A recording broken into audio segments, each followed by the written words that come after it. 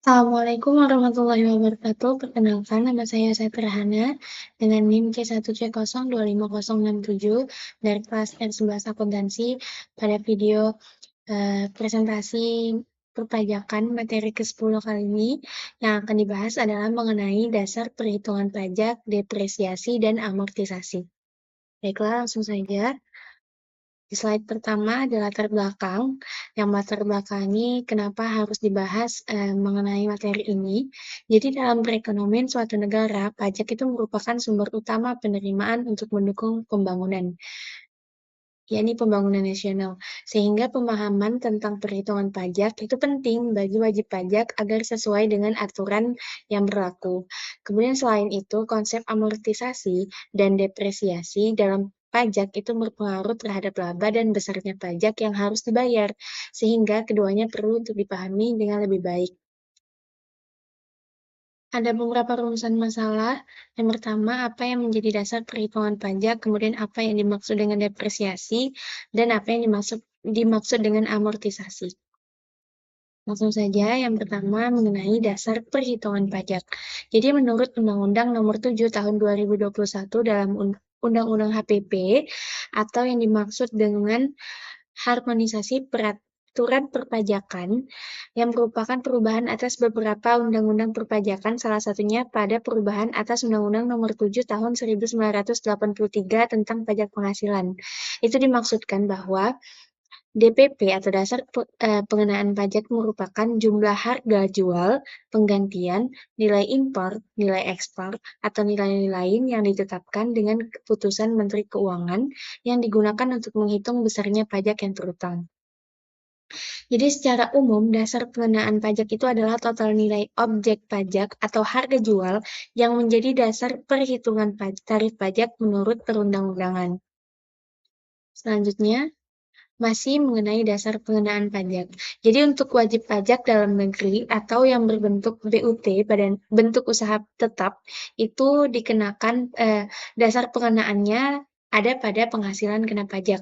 Sedangkan bagi wajib pajak dari yang di luar negeri, bagi wajib pajak luar negeri itu dikenakan dasar pengenaannya pada penghasilan bruto. Selanjutnya mengenai dasar perhitungan pajak. Jadi menurut Undang-Undang Perpajakan, itu terdapat dua jenis biaya atau pengeluaran, yaitu besaran penghasilan kena pajak bagi wajib pajak dalam negeri dan BUT dari penghasilan bruto yang dapat dikurangi, dan ada biaya-biaya yang tidak dapat dikurangi dari penghasilan bruto. Yang pertama, yang akan saya sebutkan adalah biaya-biaya yang dapat dikurangi dari penghasilan bruto. Ada beberapa biaya-biaya. Yang pertama, biaya yang secara langsung atau tidak langsung berkaitan dengan kegiatan usaha. Contohnya seperti biaya pengembalian bahan, biaya jasa atau gaji, bunga atau sewa, biaya perjalanan, biaya pengolahan limbah, premi asuransi, biaya promosi, biaya administrasi, dan pajak selain pajak penghasilan. Kemudian yang kedua adalah biaya penyusutan atas pengeluaran atau amortisasi yang mempunyai masa lebih dari 1 tahun. Kemudian iuran kepada dana pensiun yang pendiriannya telah disahkan oleh Menteri Keuangan. Kemudian ada kerugian karena penjualan atau pengalihan harta yang dimiliki perusahaan untuk mendapatkan penghasilan, kemudian kerugian selisih kurs mata uang asing, kemudian biaya penelitian dan pengembangan perusahaan yang dilakukan di Indonesia, kemudian biaya beasiswa, magang dan pelatihan, kemudian piutang yang nyata-nyata yang tidak dapat ditagih dengan beberapa syarat. Yang pertama, syaratnya telah dibebankan sebagai biaya dalam laporan laba rugi komersil, kemudian telah menyerahkan daftar piutang yang tidak dapat ditagih, dan telah dipublikasikan, kemudian telah diserahkan ke BUPLN atau Badan Urusan Piutang dan Lelang Negara. Selanjutnya adalah sumbangan dalam rangka penanggulangan bencana nasional yang telah diatur oleh peraturan pemerintah. Selanjutnya adalah biaya sumbangan dalam rangka penelitian dan pengembangan yang tentunya dilakukan di Indonesia. Ada juga biaya pembangunan infrastruktur sosial yang telah diatur oleh peraturan pemerintah, kemudian sumbangan fasilitas pendidikan, sumbangan dalam rangka pembinaan olahraga, dan sumbangan kerugian fiskal tahun sebelumnya. Kompensasi kerugian fiskal tahun sebelumnya dengan maksimal itu 5 tahun. Itu tadi biaya-biaya yang dapat dikurangkan dari penghasilan bruto. Lalu apa saja biaya-biaya yang tidak boleh dikurangkan dari penghasilan bruto? Ada beberapa. Yang pertama adalah pembagian laba dalam bentuk dan nama apapun, seperti dividen dan pembagian sisa hasil usaha koperasi. Selanjutnya biaya yang dikeluarkan untuk keperluan pribadi pemegang saham, sekutu maupun anggota. Selanjutnya adalah pembentukan dan pemupukan dana cadangan, terkecuali cadangan piutang yang tak tertagih untuk usaha bank, kemudian sewa guna usaha dengan hak opsi, perusahaan pembiayaan konsumen dan anjak piutang, kecuali cadangan peminjaman untuk lembaga penjamin pinjaman, kemudian kecuali cadangan biaya reklamasi untuk usaha pertambangan, kecuali cadangan biaya penanaman kembali untuk usaha kehutanan, dan kecuali bagi cadangan biaya penutupan dan pemeliharaan tempat pembuangan limbah industri untuk usaha pengelolaan limbah. Selanjutnya ada biaya premi asuransi kesehatan, kecelakaan, jiwa, dwiguna, dan beasiswa yang dibayar oleh wajib pajak orang pribadi. Selanjutnya ada penggantian atau imbalan yang sehubungan dengan pekerjaan atau jasa dalam bentuk natura dan kenikmatan. Selanjutnya adalah jumlah yang melebihi kewajaran yang dibayarkan kepada pemegang saham atau pihak lain. Ada pula harta yang dihibahkan, bantuan atau sumbangan dan warisan, terkecuali bagi sumbangan yang diperbolehkan untuk dikurangkan, zakat, sumbangan keagamaan yang sifatnya wajib bagi pemegang agama. Kemudian adalah pajak penghasilan yang tidak boleh, jenis pajak yang tidak boleh dikurangkan dari penghasilan bruto. Kemudian ada pula biaya yang dikeluarkan untuk kepentingan pribadi wajib pajak. Selanjutnya adalah biaya gaji yang dibayarkan kepada anggota persekutuan firma atau persekutuan komanditer yang modalnya tidak terbagi atas saham. Selanjutnya sanksi administrasi berupa bunga, denda, dan kenaikan serta denda sanksi pidana yang dikenakan. Biaya untuk mendapatkan penghasilan yang dikenakan pajak penghasilan bersifat final dan bukan objek pajak penghasilan. Dan yang terakhir adalah biaya untuk mendapatkan penghasilan yang pajak penghasilannya dihitung dengan menggunakan norma perhitungan penghasilan neto. Materi selanjutnya mengenai cara menghitung penghasilan kena pajak atau PKP. Jadi ada dua, bagi wajib pajak orang pribadi itu dengan rumus perhitungan penghasilan neto dikurangi dengan penghasilan tidak kena pajak. Dengan penjelasan bahwa penghasilan neto itu didapat dari perhitungan penghasilan bruto yang dikurangi dengan biaya-biaya yang diperkenankan oleh Undang-Undang Pajak Penghasilan yang sudah saya sebutkan tadi di awal. Kemudian penghitungan penghasilan kena pajak bagi wajib pajak yang berupa badan itu hanya perhitungan penghasilan neto, yang mana penghasilan neto itu didapat dari perhitungan penghasilan bruto yang dikurangi dengan biaya yang diperkenankan oleh Undang-Undang Pajak Penghasilan. Materi selanjutnya mengenai cara menghitung penghasilan tidak kena pajak atau PTKP. Ini telah diatur dalam Peraturan Menteri Keuangan Nomor 101/PMK.010 tahun 2016 tentang penyesuaian PTKP. Maka besaran PTKP itu ditingkatkan menjadi poin 1 sebesar Rp54 juta untuk diri wajib pajak pribadi, kemudian sebesar Rp4.500.000 tambahan untuk wajib pajak yang kawin. Dan poin yang ketiga adalah Rp54 juta tambahan untuk penghasilan istri yang digabung dengan penghasilan suami dengan beberapa syarat.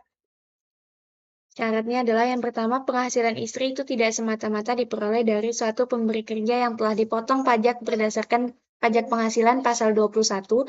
Kemudian pekerjaan istri tidak ada hubungannya dengan usaha atau pekerjaan bebas suami atau anggota keluarga lain. Dan poin yang keempat adalah Rp4.500.000 tambahan untuk setiap anggota keluarga sedara dan sekeluarga semenda garis keturunan 1 derajat serta anak angkat yang menjadi tanggungan sepenuhnya dengan maksimal 3 orang. Selanjutnya mengenai tarif pajak. Jadi tarif pajak itu ada dibedakan menjadi dua, yaitu tarif pajak bagi wajib pajak orang pribadi dan wajib pajak badan dalam negeri dan bagi wajib pajak BUT. Yang pertama mengenai bagi wajib pajak orang pribadi dalam negeri. Sampai dengan 50 juta itu sebesar 5%, kemudian di atas 50 juta sampai dengan 250 juta rupiah itu sebesar 15%, di atas 250 juta rupiah sampai dengan 500 juta rupiah itu sebesar 25%, dan di atas 500 juta rupiah itu sebesar 30%. Yang kedua, tarif pajak yang dikenakan untuk wajib pajak badan dalam negeri dan bagi wajib pajak dalam bentuk usaha tetap atau BUT, tarif pajak yang dikenakan adalah sebesar 28%. Namun, mulai berlaku sejak pajak tahun 2010 itu diturunkan menjadi sebesar 25%.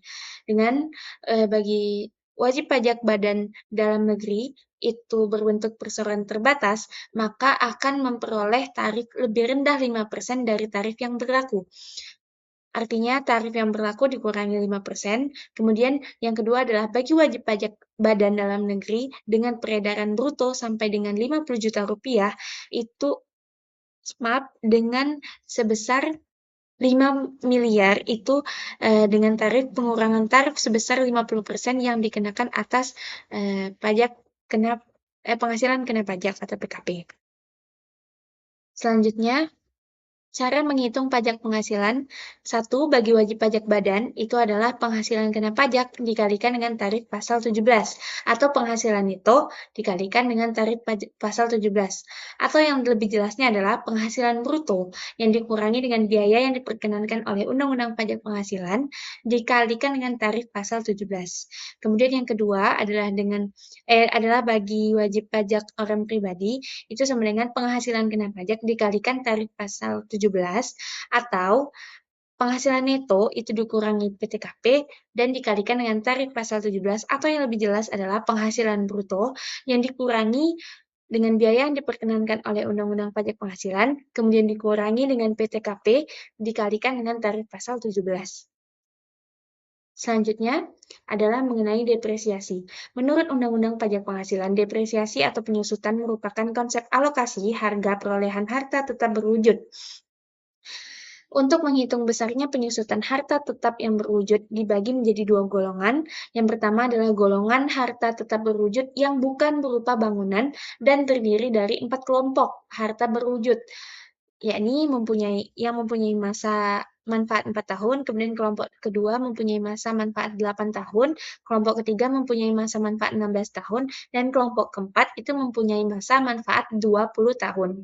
Dan golongan yang kedua adalah harta tetap berwujud yang berupa bangunan, dan dibagi menjadi dua jenis kemudian, itu adalah harta yaitu permanen dan dengan masa manfaat 20 tahun atau dan tidak permanen. Nah, metode yang digunakan dalam penyusutan atau depresiasi ini adalah metode garis lurus atau straight line method dan metode saldo menurun atau declining balance method. Yang pertama, bagi bukan bangunan, dengan kelompok 1 dengan masa manfaat 4 tahun, maka sebesar 25% jika menggunakan metode garis lurus dan 50% jika menggunakan metode saldo menurun. Bagi kelompok 2 yang memiliki masa manfaat 8 tahun, itu jika menggunakan metode garis lurus, maka depresiasinya sebesar 12,5%. Jika menggunakan metode saldo menurun, itu sebesar 25%. Selanjutnya, kelompok yang ketiga adalah harta tidak berwujud yang bukan bangunan dengan masa manfaatnya 16 tahun. Jika menggunakan metode garis lurus, maka depresiasinya sebesar 6,25%, dan jika menggunakan metode saldo menurun itu sebesar 12,5%. Kelompok keempat dengan masa manfaat 20 tahun, itu jika menggunakan metode garis lurus, maka depresiasinya sebesar 5%, dan jika menggunakan saldo menurun, itu sebesar 10%. Yang kedua adalah golongan bangunan permanen. Permanen dengan masa manfaat 20 tahun, maka depresiasi dengan metode garis lurus saja itu sebesar 5%, dan apabila bangunan permanen tidak permanen atau kelompok tidak permanen ini dengan masa manfaat 10 tahun itu sebesar 10%. Selanjutnya mengenai amortisasi. Amortisasi merupakan konsep alokasi harga perolehan harta tetap tidak berwujud dan harga perolehan harta sumber alam Jika yang tadi berwujud, didepresiasi, maka diamortisasi ini yang tidak berwujud. Yang mana dalam Undang-Undang Pajak Penghasilan, pengertian amortisasi itu mencakup juga pengertian depresi yang ada dalam akuntansi keuangan. Ini dikutip dari buku Mardiasmo tahun 2019. Amortisasi harta tidak berwujud itu digolongkan menjadi 4 golongan. Yang pertama, 4 kelompok. Yang pertama, yang memiliki masa manfaat selama 4 tahun, kemudian kelompok kedua memiliki masa manfaat selama 8 tahun, kelompok ketiga memiliki masa manfaat 16 tahun, dan kelompok keempat memiliki masa manfaat 20 tahun. Sama dengan menggunakan metode garis lurus atau straight line method dan metode saldo menurun atau declining balance method. Dan dalam amortisasi itu wajib pajak akan diperkenankan memilih salah satu dari kedua metode ini. Perhitungannya adalah sebagai berikut.